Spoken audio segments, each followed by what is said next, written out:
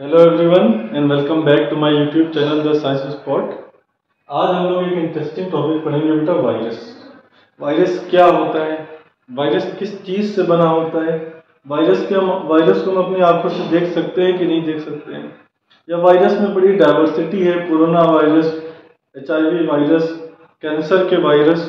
तो ये सब वायरस के बारे में बहुत से रहस्यमयी चीज़ें जो आज आप इस वीडियो में जानेंगे। इस दुनिया में बहुत रहस्यमयी चीज़ें हैं बेटा, वायरस भी एक रहस्यमयी चीज है ना? तो वायरस के बारे में हम समझेंगे बेटा आज।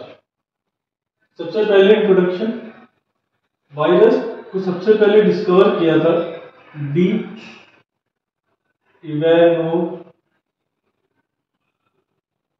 ने। Virus was discovered by D Ivanovsky. कहीं कहीं पर डीजे इवानोव्स्की होता है, डीजे गाना बजाने वाला, डीजे वाले बाबू मेरा गाना बजा दो, डीजे वाले बाबू मेरा गाना बजा दो। तो डी इवानोव्स्की ने वायरस को डिस्कवर किया था बेटा। किस वायरस को डिस्कवर किया था? टोबैको मोज़ेक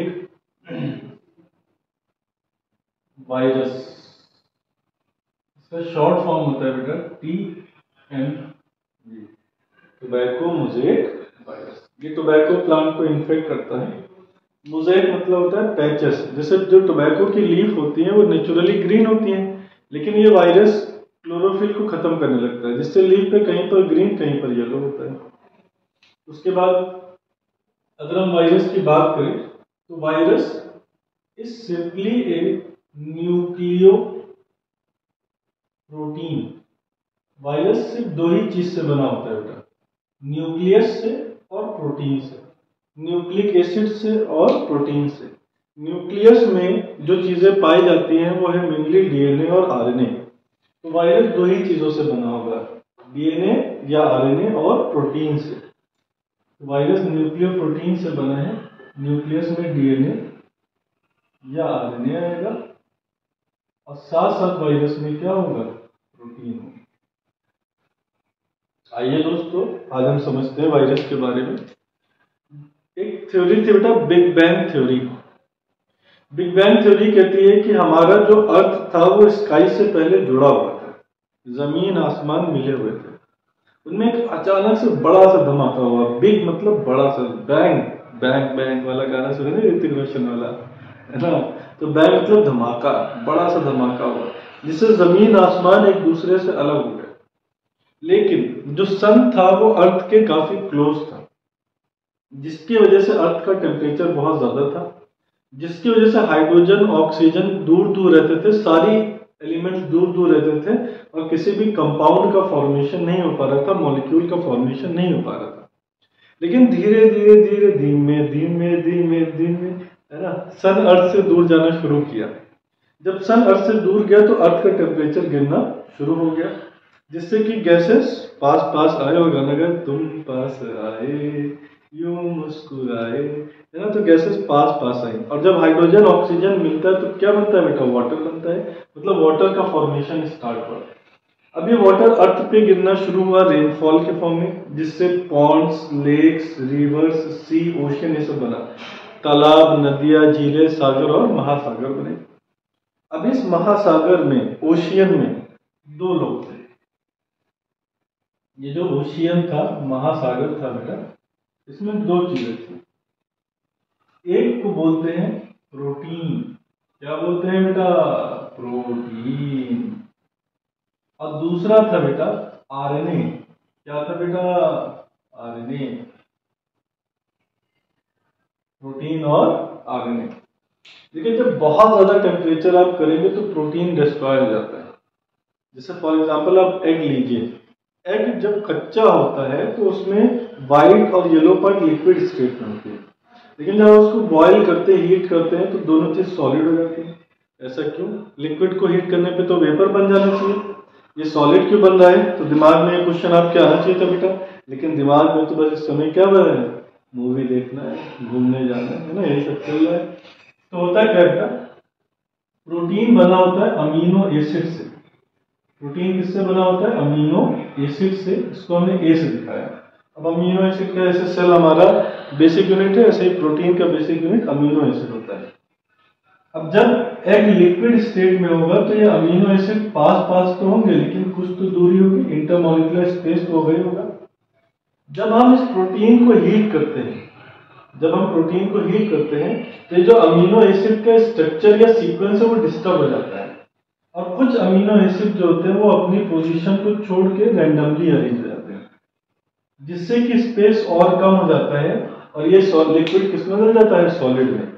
तो जब आप प्रोटीन को हीट करते हैं तो उसका अमीनो एसिड का स्ट्रक्चर खराब हो जाता है, या प्रोटीन का स्ट्रक्चर खराब होता है, जिससे उसकी एक्टिविटी खत्म हो जाती है, या उसका जो मेन फंक्शन था खत्म हो जाता है, वो प्रोटीन डिस्ट्रॉय हो जाता है। तो अर्थ पे जब टेम्परेचर बहुत ज्यादा था बेटा, तो ये प्रोटीन डिस्ट्रॉय हो जाता था। लेकिन जो आरएनए डीएनए होते हैं, इनके पास अपनी कॉपी बनाने का तरीका होता है। तो मान लीजिए ये मरने वाला होगा तो ये अपनी कॉपी बना देगा, ये मर जाएगा लेकिन उसकी कॉपी बच जाएगी। तो आरएनए कभी मरता नहीं था। मान लीजिए हम ही हैं, हम हैं और मेरा दोस्त है, ये मैं हूं, ये मेरा दोस्त है।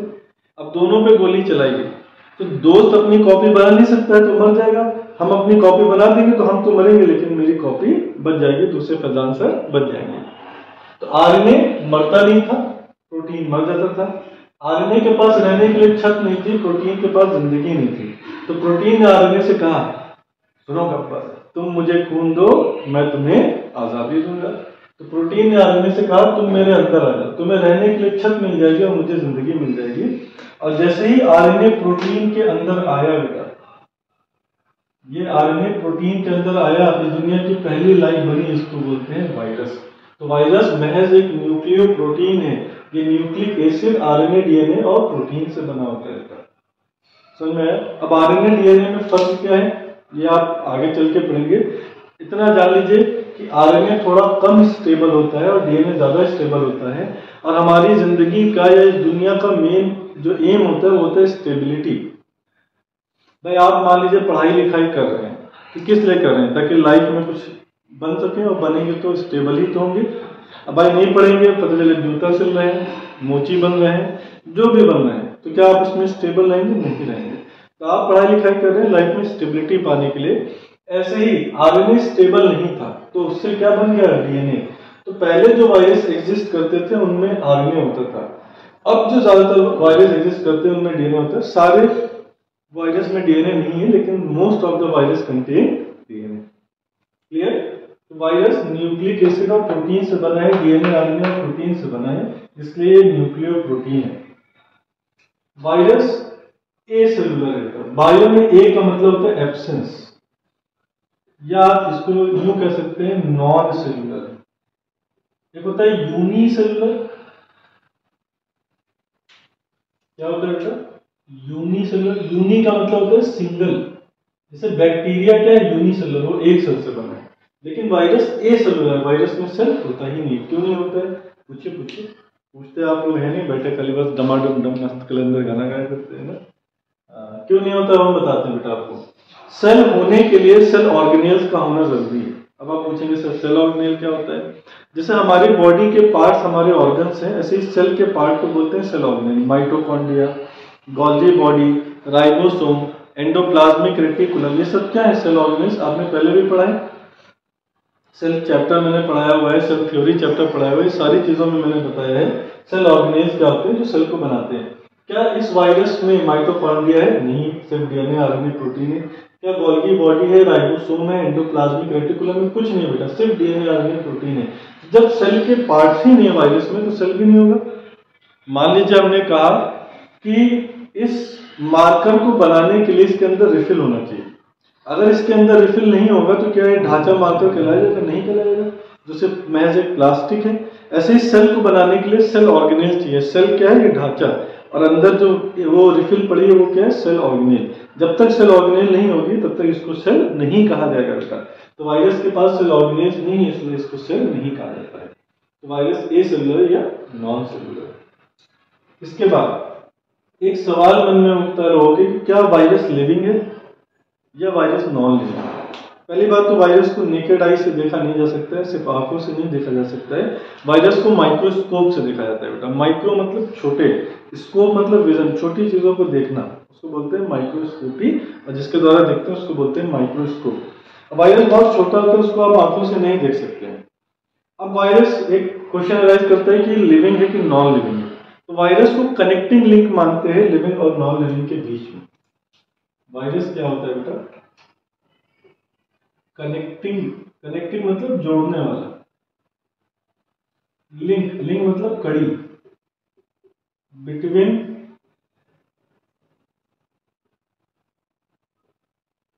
जीव, सजीव और निर्जीव। वायरस एक कनेक्टिंग लिंक है बेटा लिविंग और नॉन लिविंग के बीच में। मतलब ये वायरस कभी कभी लिविंग की तरह बिहेव करता है और कभी कभी नॉन लिविंग की तरह बिहेव करता है। अब ये कैसे हो सकता है साहब? भाई या तो फिर आदमी जिंदा हो या मर जाएगा, आप कौन सी बात करें, कभी जिंदा कभी मरा, तब ये कैसे होता है मैं आपको बताता हूँ। देखिए वायरस एक ज्यादातर एक पैरासाइट की तरह बिहेव करता है।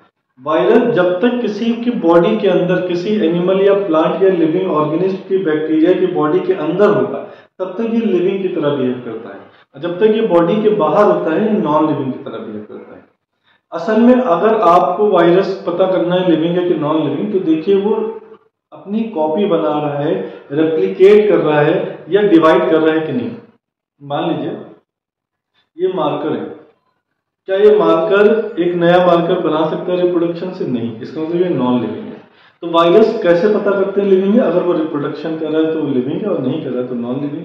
अब वायरस जब तक हमारी बॉडी के अंदर होता है वो रिप्रोडक्शन करता है, अपनी कॉपीज को बढ़ाता है। मान लीजिए एक बार कोरोना वायरस आया, 3-4 आते हैं लेकिन अचानक से वो अपनी संख्या बढ़ा देते हैं, तो वो अंदर लिविंग हो जाता है। लेकिन जब तक कोरोना वायरस बाहर है वो नॉन लिविंग है। अब इसका रीजन क्यों?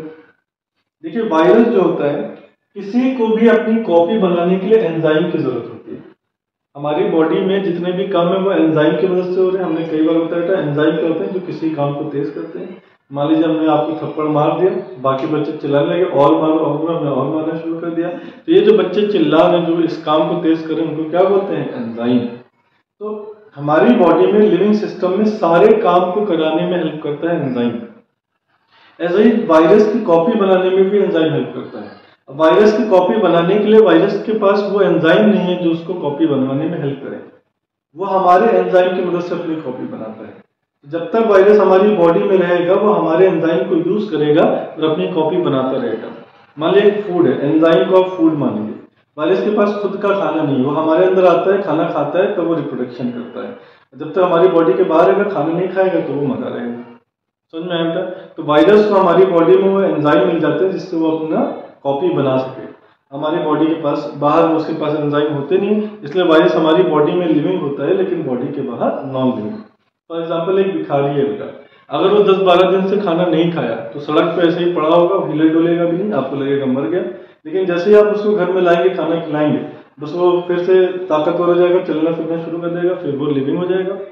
ऐसे ही वायरस है, जब तक हमारी बॉडी के बाहर है उसको एंजाइम नहीं मिल रहा है, तो डिवाइड नहीं कर रहा है या बहुत धीरे डिवाइड कर रहा है, जिसको आप देख नहीं पा रहे तो लगेगा कि मर गया है। लेकिन जैसे ही बॉडी के अंदर रहेगा, एंजाइम पर पाएगा, डिवाइड करना शुरू हो जाएगा, आप मान लेंगे लिविंग है।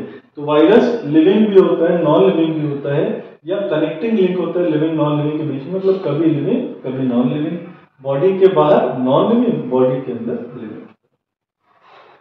तो ये वायरस के बारे में बहुत इंपॉर्टेंट चीजें मैंने बताई है। एक बहुत बड़ा मिसकंसेप्शन होता है कि क्या वायरस के पास सेल होती है। अच्छा, आप ये क्वेश्चन का आंसर दिए, वायरस प्रोकैरियोटिक सेल है कि यूकैरियोटिक सेल? प्रोकैरियोटिक सेल है ना, क्योंकि पुरानी है।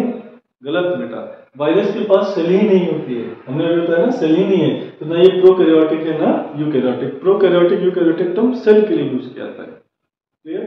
तो वायरस के पास सेल नहीं है, वायरस लिविंग और नॉन लिविंग के बीच का कनेक्टिंग लिंक है।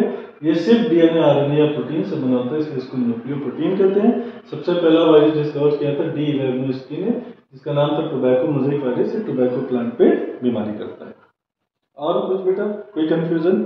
और कुछ खाएंगे, मीठा मीठा पान और कुछ खाएंगे? तो ठीक है, अगर आपको वीडियो पसंद आई बेटा तो लाइक, शेयर और कमेंट करें। जिन्होंने मेरे चैनल को सब्सक्राइब नहीं किया, सब्सक्राइब करें। और ऐसे ही जो भी आपको प्रॉब्लम है, जिस भी टॉपिक में, आप मुझे कमेंट बॉक्स में बताते रहें, हम आपकी हेल्प करते रहेंगे, आप हमारी हेल्प करते रहिए। थैंक यू बेटा, टेक केयर, बाय।